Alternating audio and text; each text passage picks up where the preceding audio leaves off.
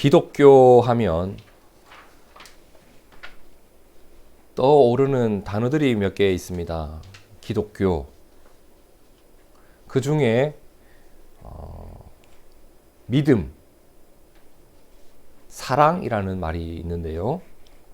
저는 이 두 단어가 기독교라는 종교와 그리고 예수님을 따르며 살아가는 성도의 삶을 설명해 줄 수 있는 아주 핵심적인 단어라고 생각합니다. 다음의 말씀들 한번 같이 보시죠. 먼저 로마서 1장 17절입니다. 복음에는 하나님의 의가 나타나서 믿음으로 믿음에 이르게 하나니 기록된 바 오직 누구는? 의인은. 이 의인이라는 말을 성도는, 그리스도인은, 주님의 제자는 이라는 말로 바꾸어 쓸 수도 있겠죠. 자, 성도는, 의인은 무엇으로? 믿음으로 말미암아 살리라 함과 같으니라. 자, 그리고 요한복음 13장 34절 35절을 보세요. 새 계명을 너희에게 주노니 서로 사랑하라. 내가 너희를 사랑한 것 같이 너희도 서로 사랑하라. 너희가 서로 사랑하면 이로써 모든 사람이 너희가 내 제자인 줄 알리라. 여러분, 이 두 말씀을 통해 살펴볼 수 있는 것처럼 먼저 믿음은 성도들의 삶이 하나님의 말씀 안에 머무를 수 있는 동기가 되고 원동력이 됩니다. 이 말 이해되세요? 하나님의 말씀 안에 우리의 삶이 머무르기 위해서는 그 말씀에 대한 믿음이 있어야만 가능하다. 그리고 사랑은 예수님께서 우리에게 기대하시는 삶의 모습입니다. 그리고 우리가 변화되어야 할 목적지입니다. 우리가 교회를 다녀서 이 땅에서 이루어 가야 할 일이 있는데 서로 사랑하는 그 목적지를 향해서 우리는 가고 있는 사람들이에요. 교회를 다니면서 죽어 천국 가는 것만 가슴에 품고 있는 사람들이 있는데 잘못된 거예요.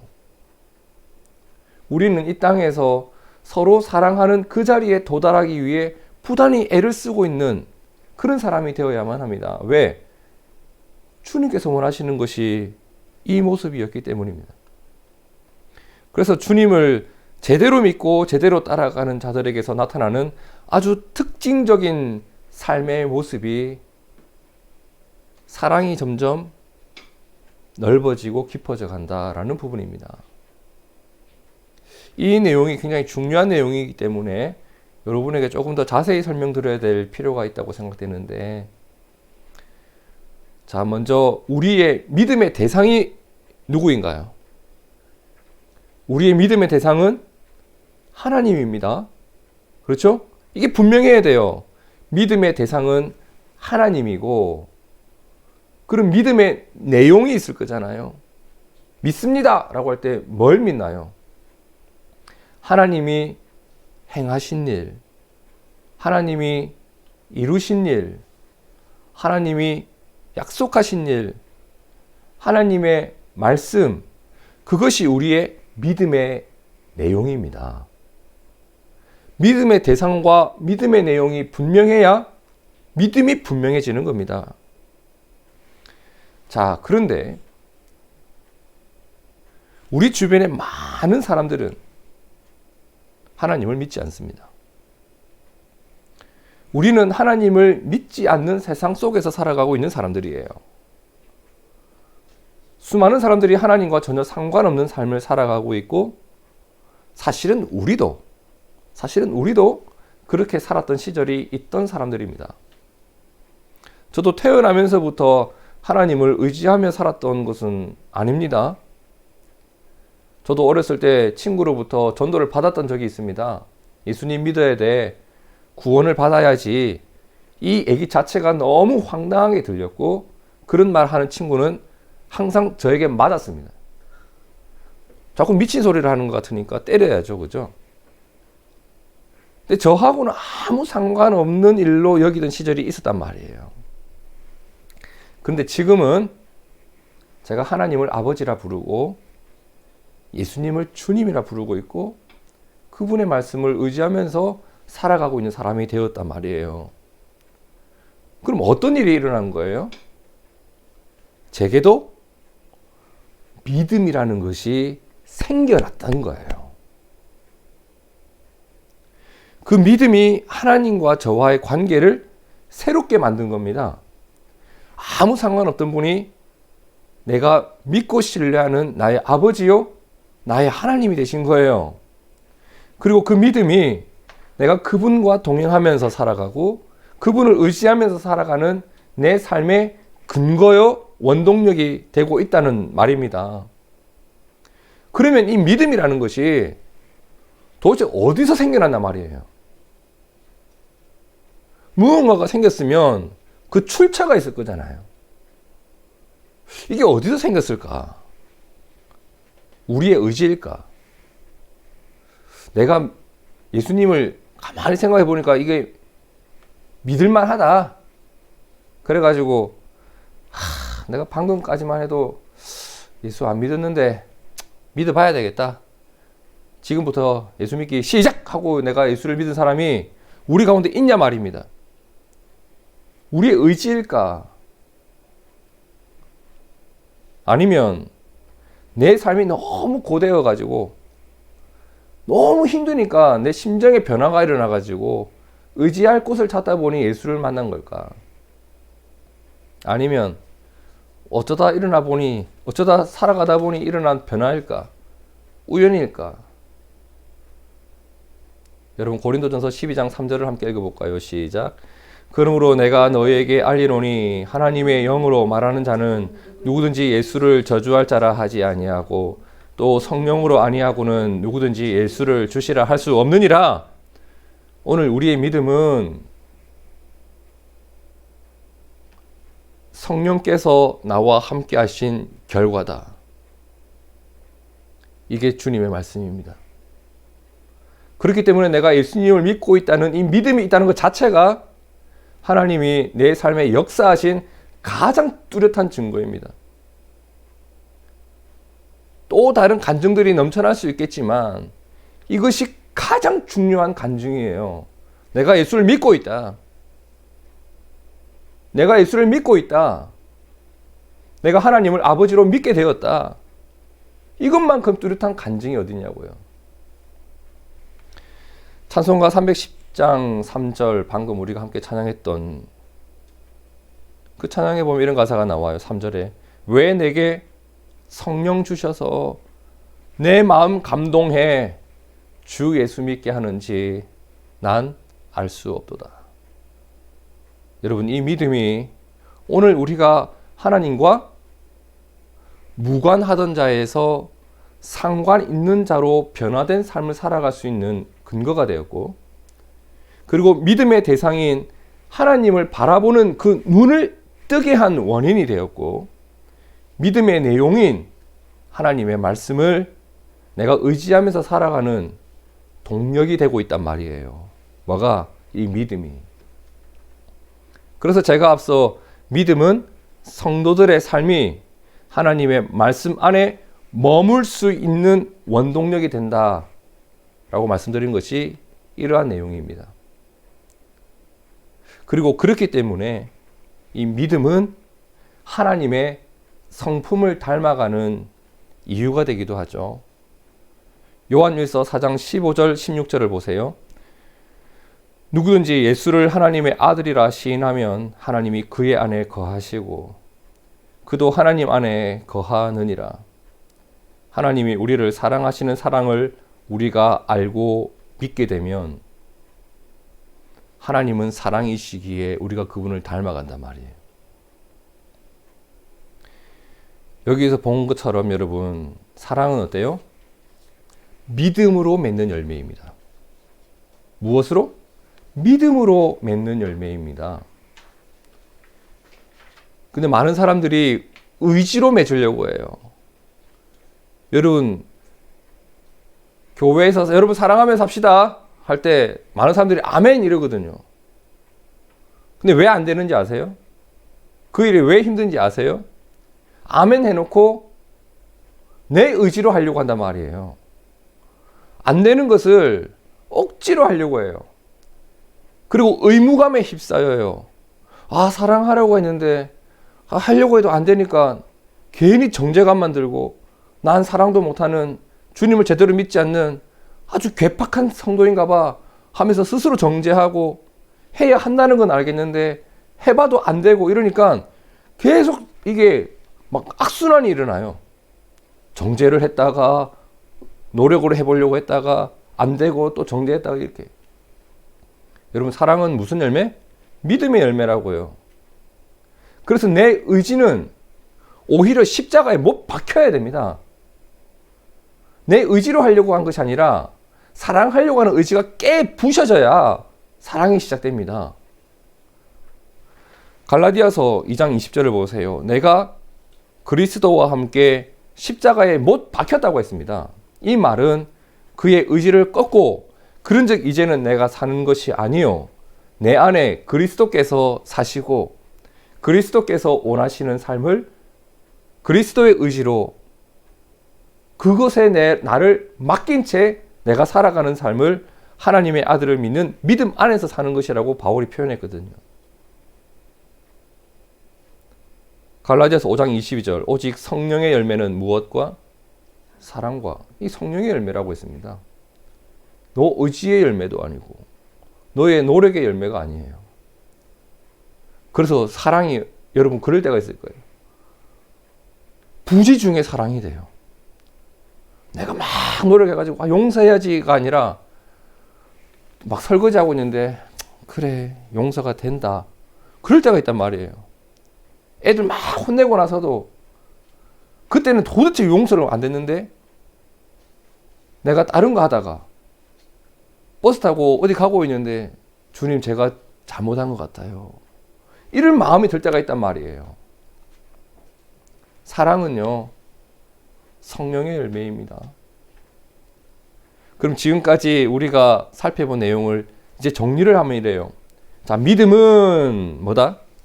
내가 하나님을 의식하고 의지하면서 살아갈 수 있는 이유예요. 맞나요?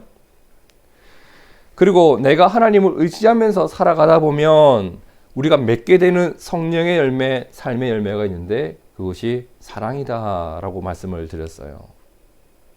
자, 그렇다면 성도들에게, 그리스도인들에게 아주 중요한 과제 하나가 있습니다. 이 믿음이 흔들리지 않아야 돼요. 이게 흔들리면 하나님을 바라보는 내 눈이 흔들리고 말씀 안에 머물려고 하던 내 삶이 튕겨나가 버려요. 이 믿음이 흔들리지 않는 게 너무너무 중요해요. 이렇게 말하면 어떤 분은 또 저 질문 있습니다 라고 할지 모르겠어요. 왜? 아니, 믿음은 성령께서 주신다고 하셨잖아요. 성령께서 우리를 감동하신 결과이고 하나님의 선물이라면서요. 하나님이 주신 것이 흔들리기도 하나요? 그럼 하나님이 저에게 더 센 믿음 주시면 되는 거 아니에요? 라고 물으시는 분이 있을지 모르겠지만 하나님이 주신 선물에 문제가 있어서가 아니에요. 성령께서 능력이 없어서가 아니에요. 우리의 믿음이 흔들리는 이유는 이것 때문이에요. 로마서 7장 19절입니다. 내가 원하는 바 선은 행하지 아니하고 도리어 원하지 아니하는 바 악을 행하는도다. 바울의 고백이에요. 흔들렸단 말이에요. 왜? 만일 내가 원하지 아니하는 그것을 하면 이를 행하는 자는 내가 아니요 내 속에 죄가 있더라는 겁니다. 죄가. 왜 흔들리는가? 그 이유는 죄요, 죄. 여기서 말하는 죄는요, 어떤 법을 어겼다는 얘기가 아니에요. 죄인 하면 우리가 어떤 규칙을 어기거나 법을 어긴 사람을 죄인이라고 하고 그걸 죄라고 하는데 여기서 말하는 죄는 규칙을 어긴 것을 말하는 게 아니에요. 하나님을 무시하고 하나님과 상관없이 살아가고 자기 자신을 왕으로 삼고 살아가는 인간의 원래의 속성, 하나님을 외면하는 그 속성 그 자체를 말하는 겁니다. 그렇기 때문에 죄는요, 하나님을 따르는 일을 어색하게 만들고 싫어하게 만듭니다. 하나님 따르는 일이 그렇게 어색해져요. 죄에 빠지게 되면. 그리고 즐겁지가 않아요. 뭔가 부담이 되고 싫고 짜증이 나고 그래요. 하나님을 따르는 일에 온갖 의심이 생기고 두려움이 생깁니다. 내가 이렇게까지 하나님을 믿어야 되나? 제가 옛날 교회 다닐 때 어떤 분이 이런 말을 하더라고요. 교회는 복숭아뼈까지만 발을 담그고 다녀야 된다. 교회를 무릎까지 담그고 다니면 막 11조도 하고 이 허리까지 하고 가슴까지 빠지고 나면 더 이상 빠져나올 수가 없다. 교회라는 그 말 내가 누가 했는지 기억이 안 나요 지금. 근데 분명히 들었어요. 교회는 복숭아뼈까지만 다녀라. 지금 그 사람이 기억나면 찾아가가지고 이제 기싸대기를 한 대 패고 싶은데, 어릴 때 저한테 그런 걸 가르쳐준 사람이 있단 말이에요. 교회 안에서. 말도 안 되는 소리입니다 여러분. 이 죄입니다 죄. 그리고 죄는 하나님 없이 살아가던 삶으로 회귀하게 합니다. 복귀하게 해요. 여러분, 그렇기 때문에 성경은 우리에게 믿음은 지켜야 한다. 죄와는 맞서 싸우고 그게 믿음을 지키는 거예요. 그래 흔들리지 않아요. 요한계시록 14장 12절 우리 함께 읽습니다. 시작. 성도들의 인내가 여기 있나니 그들은 하나님의 계명과 예수에 대한 믿음을 지키는 자다 했습니다. 우리가 인내하면서 지켜야 될 것이 이 믿음입니다. 죄의 유혹이 막 다가와도 믿음을 지키는 것이 성도들의 인내입니다. 히브리서 3장 13절 오직 오늘이라 일컫는 동안에 매일 피차 권면하여 너희 중에 누구든지 죄의 유혹으로 완고하게 되지 않도록 하라. 그래서 우리 교회가 이 믿음을 잘 지키는 교회, 죄에 대해서 예민하게 반응하고 죄를 멀리하면서 서로에 대해서 권면해 줄 수 있는 교회가 되길 진심으로 바랍니다. 이게 좋은 교회입니다. 서로의 죄에 대해서 권면해 줄 수 있고 우리가 걸어가야 될 믿음의 길을 서로가 권면해 줄 수 있는 게 가장 좋은 교회 아닐까요, 여러분? 그런데 이러한 우리의 바람이 있어도 흔들림이 있을 때가 있습니다. 저 역시 마찬가지예요. 그리고 흔들리다 보면 뭘 하죠? 실수를 한단 말이에요. 실수를. 오늘 말씀을 보면 아브라함에게도 이런 실수하는 모습이 나타납니다. 이 말씀을 보면서 우리가 눈여겨봐야 될 것은 이 부분이에요. 아브라함이 실수할 정도면 이것은 우리도 조심해야 되겠다. 내가 조심해야 될 것은 없는지 한번 살펴보시고, 그러면 이렇게 흔들리는 아브라함을 하나님께서 어떻게 이끌어 가시는지를 우리가 한번 봐야 되겠습니다. 그러면 먼저 10절 우리 함께 읽어볼까요? 시작. 그 땅에 기근이 들었으므로 아브라함이 애굽에 거류하려고 그리로 내려갔으니 이는 그 땅에 기근이 심하였음이라. 아브라함이 기근을 만났죠. 흉년을 만난 거예요. 먹을 게 없고 사는 게 팍팍해진 겁니다. 자, 그때 아브라함이 무엇을 했나요? 무엇을 했죠? 애굽에 거류하기 위해, 애굽에서 살기 위해 가나안을 떠나 애굽을 향해 갔습니다. 그렇죠? 이게 아브라함이 한 일이에요. 그럼 아브라함이 무엇을 하지 않았죠? 무엇을 하지 않았어요? 하나님을 찾지 않아요. 여러분, 이것이 무엇을 의미할까요?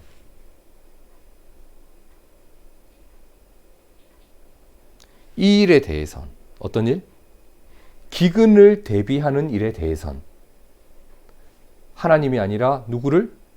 자기 자신을 신뢰했다는 겁니다. 여러분, 내 삶의 영역 가운데 하나님을 제외시켜 놓은 영역이 없는지를 살펴보셔야 돼요. 그것이 우리의 약점이 될 수 있습니다. 이러한 증상이 아주 심각하게 나타나는 사람들 중에는 이런 사람들도 있어요. 교회당 안에서 일어나는 일들에 대해서는 하나님을 찾고 교회당 밖에서 일어나는 일들에 대해서는 하나님을 찾지 않아요. 교회당에서만 하나님을 찾는 사람들이 있어요. 여러분, 이건 절대로 있어서는 안 될 매우 위험한 신앙생활입니다. 너무 위험한 신앙생활이에요.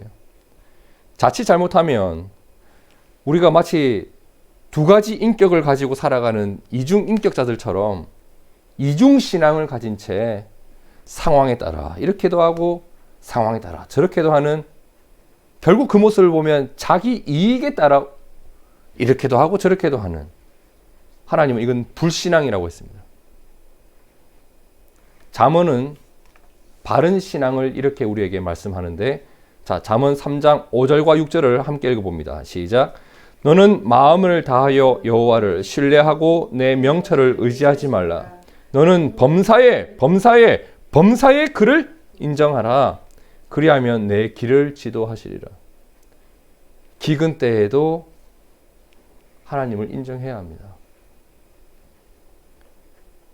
계속 이어지는 말씀을 보면 스스로 지혜롭게 여기지 말지어다. 여호와를 경외하며 악을 떠날지어다. 이것이 내 몸에 양약이 되어 내 골수를 윤택하게 하리라. 여러분, 우리의 신앙이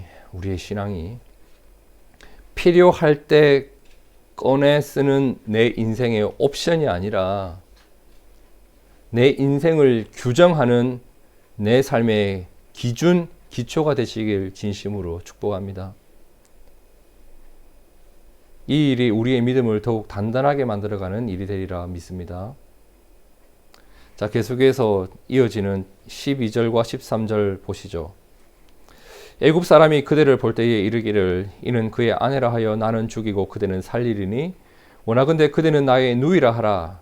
그러면 내가 그대로 말미암아 안전하고 내 목숨이 그대로 말미암아 보존되리라. 자, 여러분, 아브라함은 애굽으로 갈 때 애굽이 어떤 동네인지 알고 있었단 말이에요. 일단 기근을 피해서 갔어요. 그럼 애굽에 뭐가 있다는 말이에요? 먹을 양식이 풍족하다는 것은 알고 있었습니다. 또 한 가지 더 알고 있었어요. 그것은 어떤 곳? 아름다운 여인을 얻기 위해서라면 그 남편을 죽여서라도 빼앗는 죄악이 있는 곳이 애굽이었습니다. 자, 그런데 그곳을 갑니다. 단, 내 살 길은 열어놓습니다. 어떻게? 아내에게 사바사바 하기 시작합니다.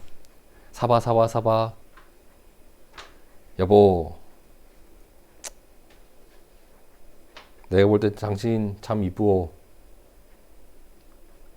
당신 때문에 내가 뒤질 수도 있으니 아무래도 당신이 내 아내라는 것을 말하지 않았으면 좋겠소. 사례가 자신의 아내인 것을 감추게 합니다. 그리고 애굽 사람이 자신의 아내를 얻고자 하면 어떻게 하려고 했어요?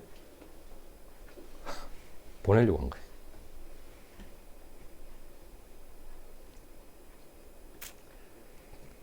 남편으로 할 짓인가? 여러분, 남편다워요?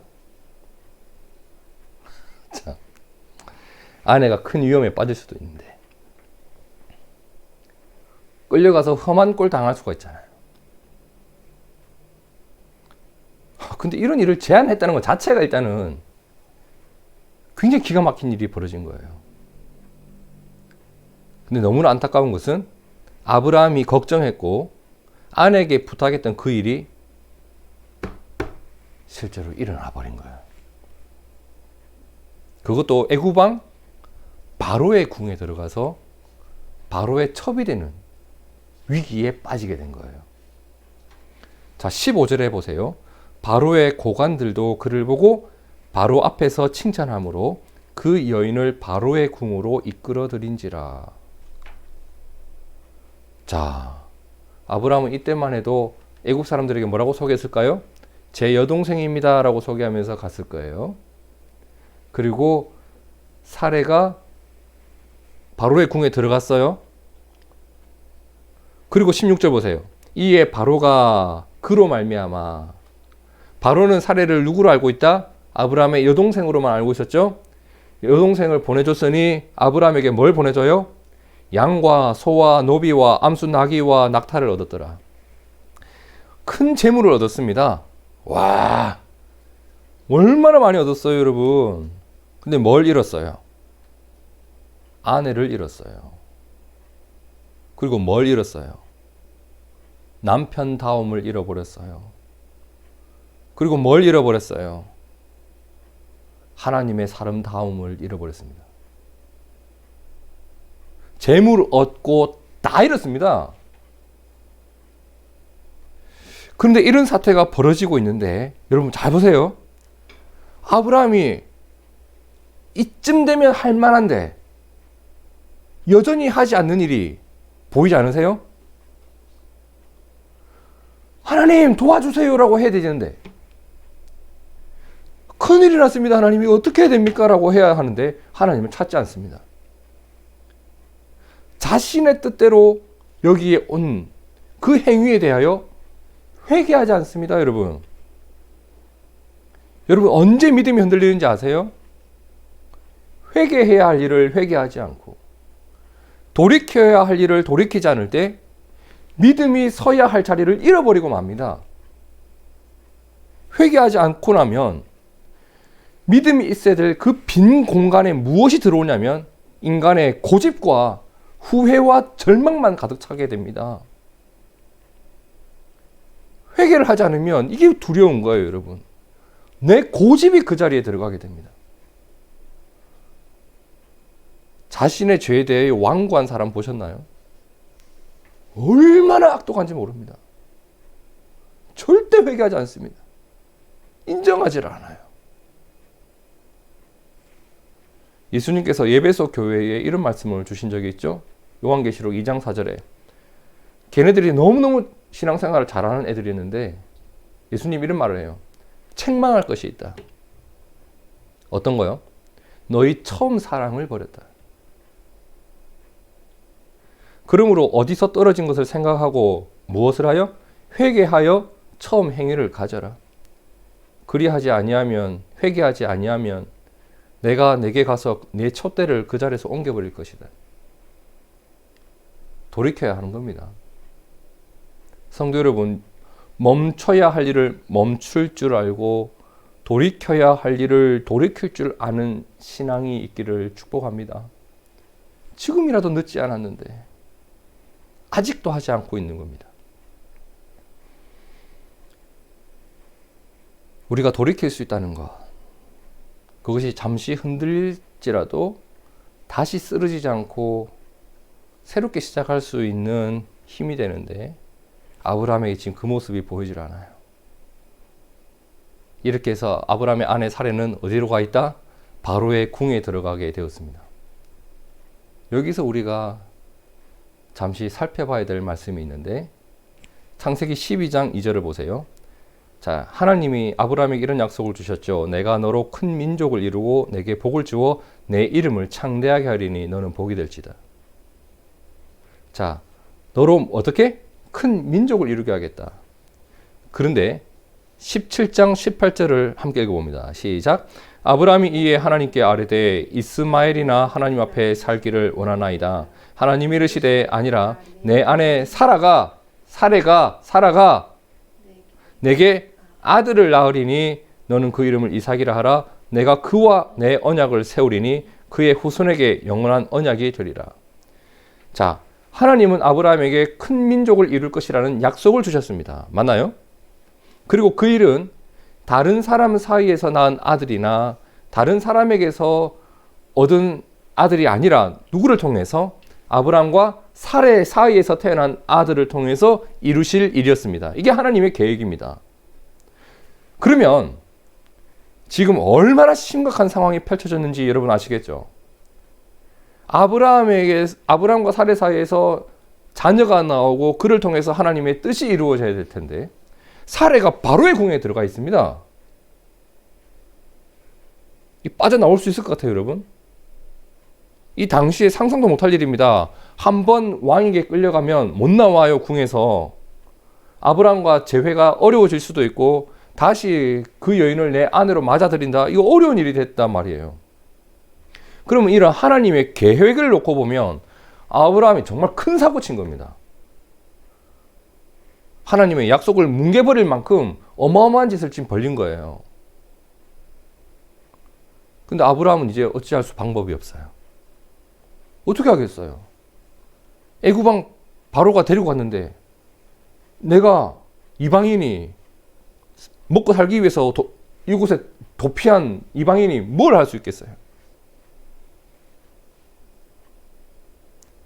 근데 자녀가 사고치면 누가 해결한다? 부모가 해결하기 시작하죠. 아브라함은 어찌할 수 없는데 하나님이 움직이기 시작합니다. 17절 함께 읽어봅니다. 시작. 여호와께서 아브라함의 아내 사레의 일로 바로와 그 집에 큰 재앙을 내리신지라. 애굽왕 바로가 견딜 수 없는 아픔을 겪기 시작합니다. 그 일이 무슨 일인지는 모르겠으나 바로가 이 일의 원인을 규명할 수밖에 없을 정도로 아주 심각한 사태가 벌어진 거예요. 원인을 찾기 시작합니다. 찾고 찾다 보니 결국 알려진 게 있었어요. 사레가 아브라함의 아내라는 것을 알게 되었고 그 일로 말미암아 나에게 이런 아픔이 생겼구나라는 것을 인지하고 나서는 사레를 아브라함에게 돌려보내는 거예요. 돌려보내요. 천만 다행이죠.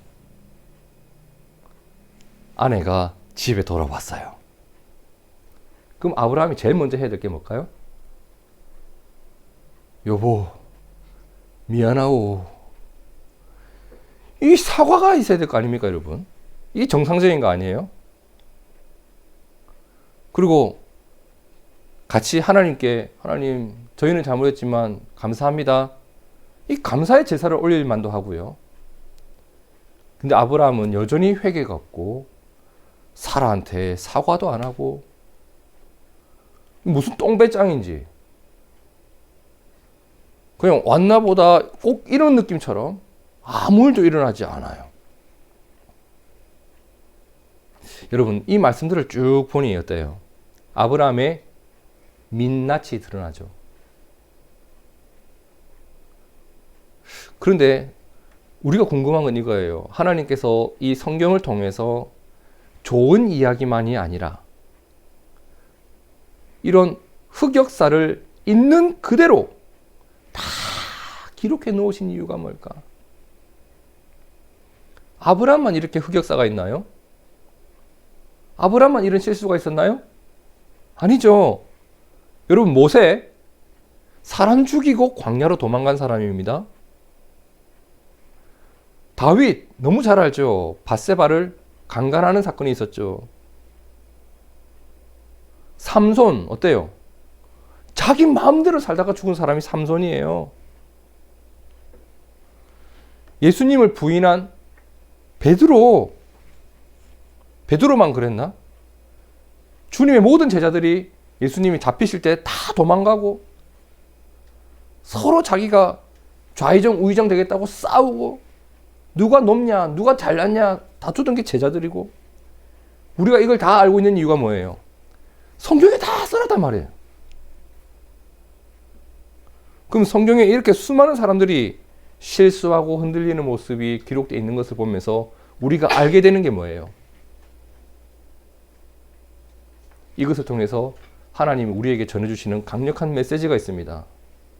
첫째, 하나님은 완전한 사람을 부르시는 것이 아니라 흠 많은 그 사람을 완전하게 세워 가신다. 그래서 그 사람이 잘나서가 아니라 하나님의 위대하심이 이 우리의 역사 속에서 드러나고 있다. 우리는 실수하고 연약해요. 우리는 흠이 많아요.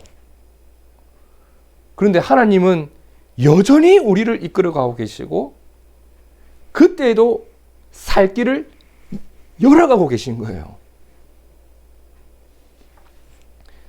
그렇기 때문에 우리는 한순간도 교만할 수 없는 사람들입니다. 내가 잘나서 여기까지 왔다고요? 아브라함이 잘나서 믿음의 조상이 되었다고요?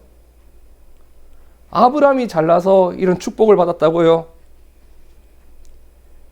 교만한 얘기를 할 수가 없어요. 나는 흔들리고 나는 쓰러졌지만 하나님이 그때도 나를 살리셨고, 나는 하나님을 잊었지만 하나님은 여전히 나를 기억하고 계셨다. 그 하나님의 긍휼과 은혜로 내가 살아온 자다. 이게 오늘 우리의 고백이 되어야 할 줄로 믿습니다. 오늘 이렇게 믿음의 사람들이 흔들리고 실수하는 모습을 통해 우리가 알게 되는 게 바로 이 부분 아닙니까? 내가 실수하고 흔들리지만 여전히 하나님의 도움을 기대할 수 있고, 우리가 다시 일어설 수 있는 이유가 하나님께 있다. 이것이 오늘 우리의 믿음의 내용입니다. 성도 여러분, 에베소서 2장 8절 말씀처럼 우리는 믿음이라는 하나님의 선물을 가진 사람들입니다. 성령께서 주신 이 믿음 너무 소중해요. 왜? 그 믿음이 하나님을 바라보게 하고, 그 믿음이 우리의 믿음의 내용인 말씀에 나의 삶이 머무를 수 있는 이유가 되기 때문이에요. 믿음은 너무 소중해요. 그 믿음이 이 세상을 하나님을 바라보며 살아가게 하는 힘이요. 그 믿음이 절망 중에도 소망을 잃지 않을 수 있는 힘이요. 그 믿음이 우리를 주님의 사랑을 닮아가는 자리로 이끌어가는 힘이 되기 때문입니다. 그래서 우리는 이 믿음이 흔들리지 않도록 서로가 함께 격려해주고 권면하며 살아가야 될 그런 사람들입니다. 여러분, 이것이 우리의 신앙의 꿈이 되기를 축복합니다. 근데 어떨 때도 있더라? 오늘 말씀에 나온 아브라함처럼 흔들릴 때도 있고 실수할 때도 있고 넘어질 때도 있더라는 겁니다. 근데 아브라함은 쓰러졌는데, 아브라함은 흔들리는데 하나님 보세요. 흔들리지 않으세요. 그를 포기하지 않습니다. 여러분, 우리가 실수함에도 불구하고 우리를 향한 하나님의 뜻은 절대 흔들리지 않습니다. 하나님의 손은 여전히 우리를 붙들고 계십니다.